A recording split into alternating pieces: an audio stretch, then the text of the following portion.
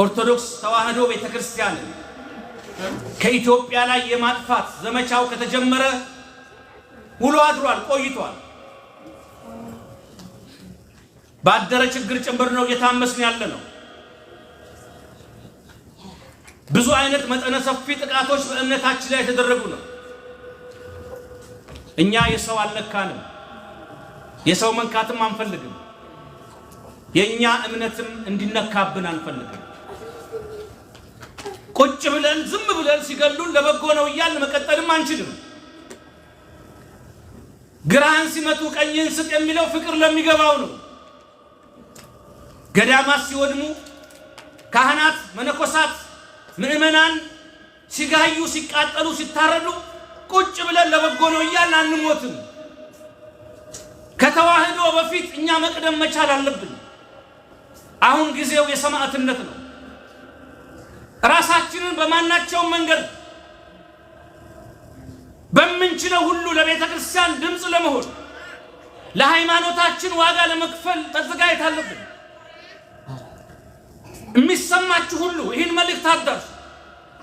ኦርቶዶክስ ተዋህዶ ቤተ ክርስቲያን ትናንት ብዙ መከራዎችን አልፋ ለዚህ በቅታለች። ገዳማቶቿ የወደሙበት ጊዜ አለ። ካህናት በጅምላ የተጨፈጨፉበት የታረዱበት ጊዜ አለ።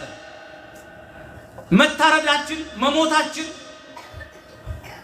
አባቶቻችንን ዋጋ አስከፍሎ ዋጋ ከፍለው ለዚህ አድርሰዋታል እምነታችንን። እኛ ደግሞ ዛሬ እዚህ ያለነው በዋጋ የመጣችን እምነት ዋጋ ካልከፈልን ለመጪው ትውልድ ልናስተላልፋት አንችልም። እስቲ ልንገራችሁ፣ የዝቋላ አቦን ነገር ሰምታችኋል። ሁላችሁም አይታችኋል፣ አዝናችኋል። እነዚህ ገዳማውያን ከዓለም ተለይተው ዓለም በቃን ብለው ለዓለም በጸሎት እየተጉ ያሉበት ዳዊታቸውን ያነገቡ ጸሎተ ማርያም የሚደግሙ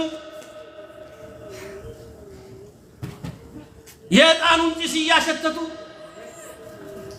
የዋሻቸው ሻማ መብርሃኑና በዋሻው ውስጥ በተጋድሎ የሚኖሩ የደብረ ከዋክብት አቡነ ገብረ መንፈስ ቅዱስ የጻድቁ አቡነ ገብረ መንፈስ ቅዱስ አገልጋይ አባቶቻችን መነኮሳት እጃቸው ወደ ኋላ ተጠፍንጎ ታስረው ተወስደው ልብሳቸውን አውልቀው ኦርቶዶክስ ተዋህዶን እናጠፋታለን ትጠፋላችሁ እያሉ እየፎከሩ ምን ታመጣላችሁ ብለው ሰውተዋቸዋል። ለእነሱ ክብር ነው፣ ሰማዕትነት ነው። ለኛ ግን ትልቅ የማንቂያ ደወላችን ነው። ከተጀመረ ቆየ። አንደኛ የጥላቻ ዘር ሲዘራ ነበር በኦርቶዶክስ ላይ። የጥላቻ ዘር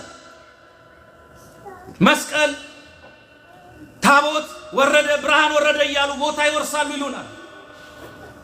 ቤተ ክርስቲያን ቦታ ብትወርስ፣ ገዳማት ብትገድም፣ የአብነት ትምህርት ቤት ብታቋቁም፣ ልማቱን ብታለማ፣ እርሻውን ብታርስ ኢትዮጵያውያን ወገኖችን ነው የጠቀመችው። በጸበሏ ሕዝቡን ነው የፈወሰችው። በሰንበት ትምህርት ቤት ወጣትን ያሰለጠነችው። አጥምቃ ክርስትና ልጅነትን ያሰጠችው። ይሄ ጣላን ያስታረቀችው። የቱሪስት መስህብ ነው የሆነችው። በደጀ ሰላሟ የተራቡትን ነው የመገበችው። በዝክሯ ጦም አዳሪዎችን የረዳችው። ነገር ግን ምን እያሉ ይቀሰቅሳሉ? ታቦት ወረደ መስቀል ወረደ ያል ቦታ ለመንጠቅ የኢትዮጵያ ኦርቶዶክስ ተዋህዶ ቤተክርስቲያን የምታደርገው ነው የሚሉት። ሲጀመር ቦታ ነጠቀች የሚሉ ቦታውን ማን አስጠብቆ አቆየው? ከአርበኞቹ ፊት ታቦታቱን አዝምታ ዲያቆናቱን አዝምታ መስቀል ይዛ ሀገርን ከነ ክብሩ ከነ ዳር ድንበሩ ያስጠበቀች ሀገር ሰጥታ ሀገር ወሰደች እንዴት ይባላል? ሀገር አስረክባ እንዴት ሀገር ትቀማ ይባላል? በዚህ ምክንያት ቦታችንን ነጥቃለች በሚል ጥላቻ ትውልዱን ስለሞሉት ገዳማት ይቃጠላሉ፣ አብያተ ክርስቲያናት እንደ ችቦ ይነዳሉ። ሁሉም እየመጣ የቁጣው መብረጃ ያደርጋታል። ስንጤ ዞን የደረገው ያ ነው። አብያተ ክርስቲያናት ወድመዋል።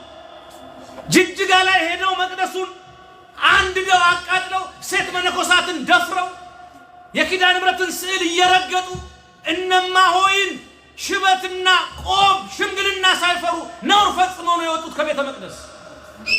ያሳዝናል። የሆነብን ነገር ያስለቅሳል፣ ልብ ይሰብራል። አጋጣሚ ተጠብቆ ቤተክርስቲያንን ማቃጠል፣ ገዳማቷን ማውደም፣ ቅርሶችን ማውደም አንደኛው ነው። ሁለተኛ በዛው ስር የምትመለከቷቸው ነገሮች አሉ። አብዛኛው ቦታ ላይ ኦርቶዶክሳውያን በሙሉ በአርሲ ነገሌ ተገለናል፣ ታርደናል። አካላዊ ጥቃት ነው። በሻሸመኔ አርቲስት ሃጫሉ ሲሞት ወንድማችን ነው፣ አዝናናል ሁላችንም። ሰው ማንም መገደል የለበትም። እሱን ሽፋን አድርጎ ግን ወደ ኦርቶዶክስ ተዋሕዶ ቤተክርስቲያን ሄዶ ካህናትን መግደል፣ ቤተክርስቲያን ማቃጠል ነውር ነው። ሲደረግብን የቆየ ነው። ሲዳማ ላይ ታርደናል፣ ዶዶላ ላይ ታርደናል፣ በያሻ ላይ ታርደናል፣ ቦሌ 24 ጋር ታርደናል። ቄስ ቀድሶ ሲወጣ በዚሁ ዓመት ታርዷል። ቄስ ቀድሶ እየባረከ በሽጉጥ ተመቷል።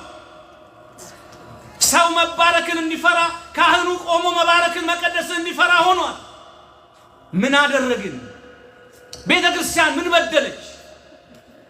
አሁን ደግሞ ጭራሽ ይባስ ተብሎ ከቁልቢ ገብርኤል ሲመጡ አይታችኋል። ንግስ አንግሰው የሚመጡትን ባለማህተቦች ወስደው እንዴት አድርገው አሰቃይተው እንደገደሏቸው አይታችኋል።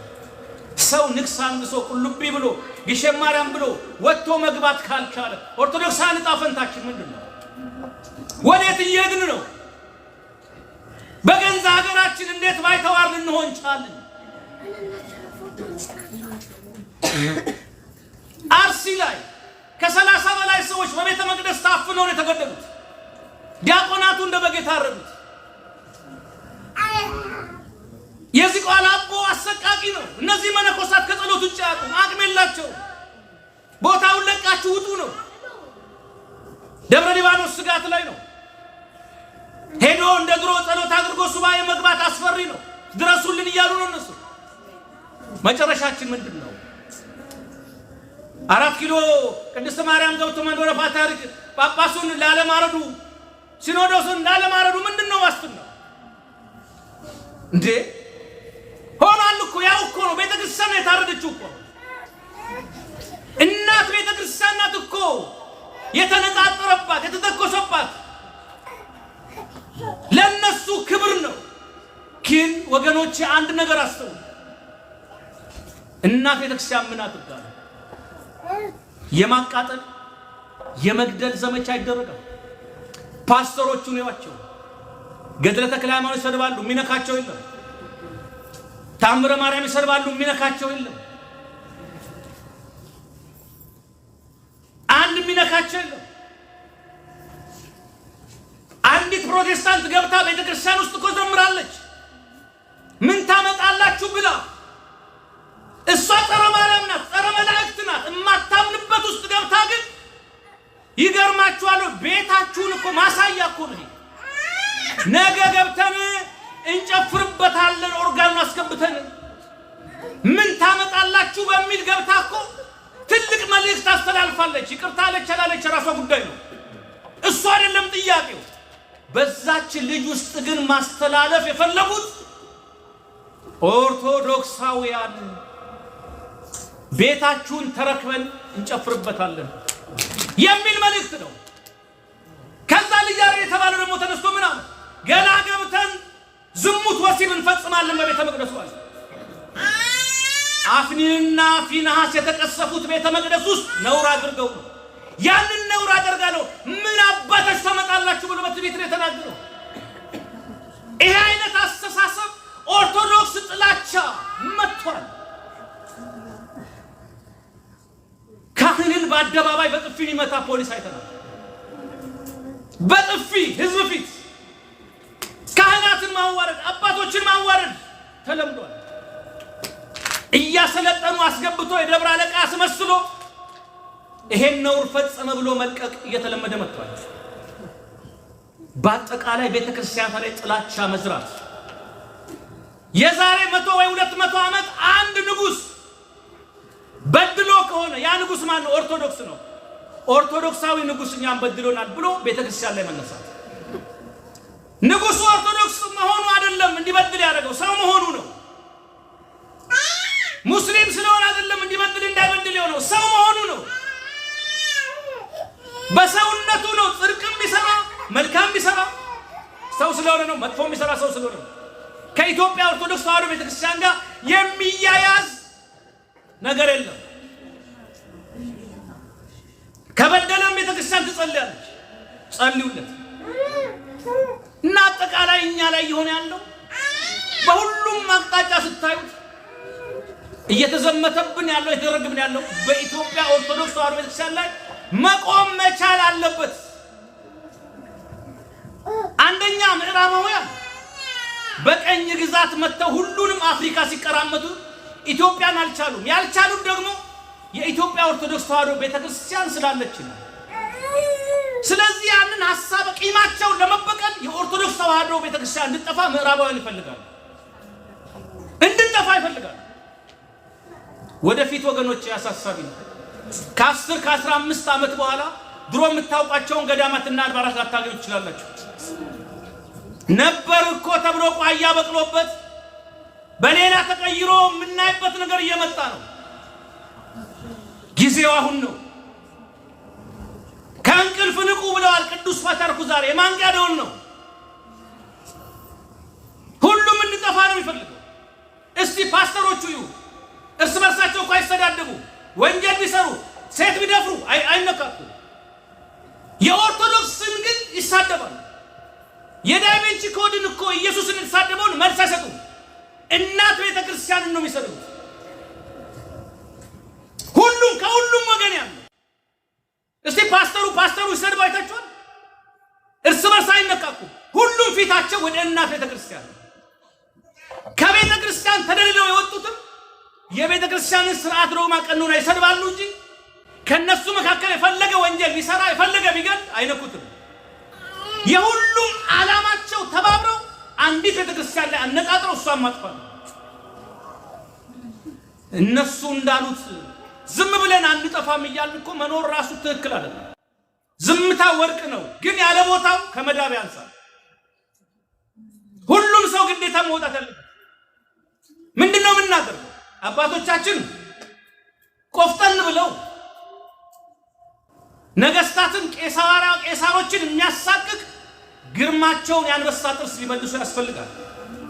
እንደ አቡነ ጴጥሮስ የሆኑ ጨካኞች ቆራጦች አባቶች ካሉ ከፊታቸው ሆነን ለእምነታችን ለመሞት ዝግጁ ነን።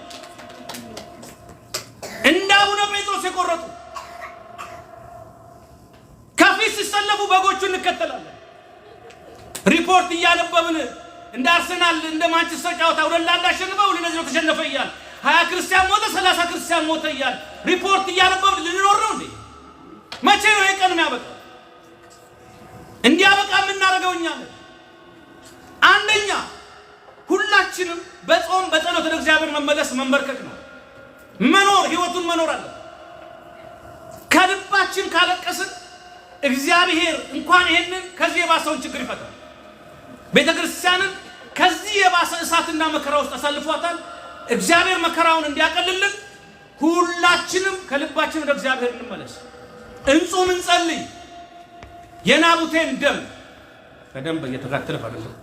የናቡቴን ደም የመለሰ እግዚአብሔር አለ። የአኪጦፌልን ምክር የሻረ እግዚአብሔር አለ። ሃማን ባሰራበት መስቀል ላይ መልሶ እንዲሰቀል ያደረገ ማን አለ? እስቲ እግዚአብሔር ይፈርዳል ብሎ ማን ይፈርዳል? እስራኤልን ከግብፅ ያወጣቸው ከግፍ ከገዳዩ ከአራጁ ያወጣቸው ከፈርዖን ከተገፋው ልብ ውስጥ የወጣው የራሔል እንባ ነው እንጂ አፈሙዝ አይደለም። ከተገፋው ልብ ውስጥ የወጣው የራሔል እንባ ነው። እኛ የእውነት እግዚአብሔር ተለመነን ማረን ካል እግዚአብሔር ይፈርዳል። ማን አለብኝ ብሎ ሰው በስልጣን በጉልበት በጊዜ ቢመካ ማን አለ? እስቲ ማን አለ? ማን ይፈርዳል? እግዚአብሔር ደምን የሚመረምር አምላክ ነው። እኛ ዝም ብንል ራሱ ከሶ ራሱ ይፈርዳል። ናቡቴ እኮ ሞቷል፣ ደሙ ፈሷል፣ ውሻ አስልሰውታል። እግዚአብሔር ግን ውሻ ያስላሱትን አክዓብንና ኤልዛቤልን ከነቤተሰቦቻቸው ደማቸውን ውሻ አስልሶታል። እንዳይመስላችሁ እግዚአብሔር የተነሳ ቀን የሚመልሰው የለም። በዚህች እድሜያችን እንኳን ስንት አይተናል። የኢትዮጵያ ቤተክርስቲያንን አትንኩ ነው ጥያቄያችን። አትንኩ፣ እንኑርበት። አትንኩ ገዳማውያኑ፣ አትንኩ ታቦታችንን፣ አትንኩ ስርዓታችንን፣ አትንኩ መስቀላችንን። በየቀኑ እኮ ነው የምንገደለው። በንግግር በስድብ ያልተነሳብን የማይፈነጭ ፓስተር ማለት አይታችኋል። ሰሞኑ መነኩሴ ያልሆነው ክህነት የሌለውን አውቀው ቆብ አድርገው እዛ ሄዶ ቄስ ነበር ይቀድስ ነበር ኦርቶዶክስ እንዲህ ናት እያለ በመጥፎ ይናገራል። ሀገር ስብከቱ ደግሞ ይሄን ቄስ አላውቀውም የትም አልቀደሰም አሉ ሊቀበሉ። ይሄንን ለህግ አቅርቦ ነውር ነው የሚል እነዚህን ወንበዴ ወሮበሎች እንኳን ማስቆም አልተቻለም። ገድላቱን ድርሳናቱን እንደ ልብ ይሳደባሉ። ክስ ይጀመራል፣ ይታፈናል። ለምን? መቼ ነው ኦርቶዶክሳውያን ሞታችን የሚያበቃው? መቼ ነው ስደታችን የሚያበቃው? እስራታችን የሚያበቃው?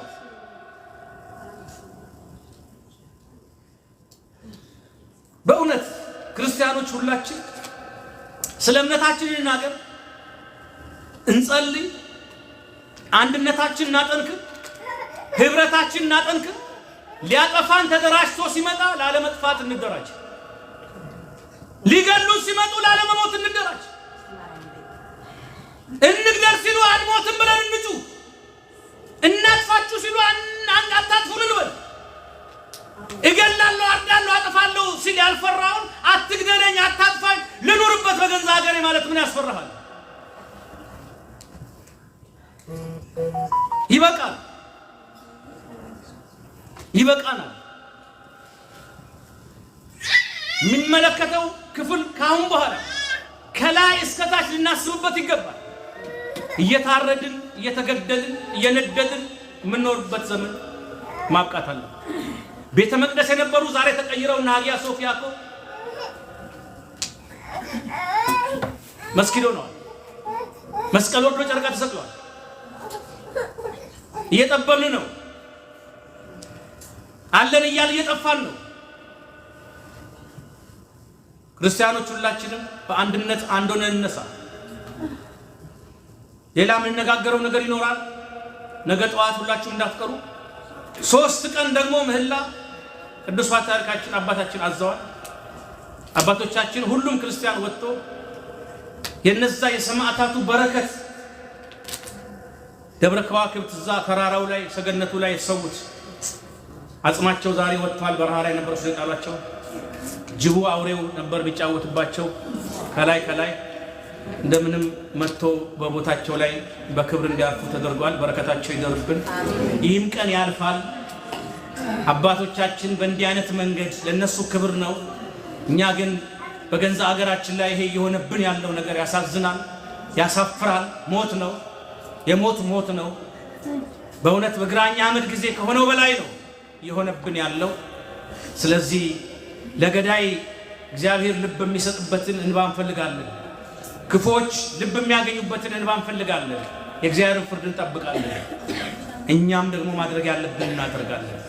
ከአባቶቻችን ጋር አብረን በአንድ ሆነን ቤተክርስቲያናችንን እናስከብራለን። ስጠፋ ሲወድሙ ሲነዱ ምናይበት ዘመን ማብቃት አለበት። ነገ እንነጋገራለን በሰፊው። ሰኞ 6 ሰዓት ላይ ከስራ ወጣችሁ ምህላው ይጀምራል። ነነዌ 3 ቀን አንድ ሰው እንዳይቀር እጥፍ ሆናችሁ እዚህ ሁላችሁም 3 ቀን ሰኞ፣ ማክሰኞ፣ ሮብ እዚህ ቦታ ላይ ምህላ ትምህርተ ወንጌል እና ጸሎት አለ። ለራሳችሁ ለቤታችሁ ለልጆቻችሁ ይሄ ነው መፍትሄው። ዝም ብላችሁ ሃይማኖቴን እወዳለሁ አይደል፣ መውደዳችሁን አሳዩ። ቤተክርስቲያን ያስተላለፈችውን መልእክት በአንድነት ሆነን እንፈጽም። እሺ፣ እግዚአብሔር ስላስተማረን ስለመከረን የተመሰገነ ይሁን፣ የተመሰገነ ይሁን። አሜን።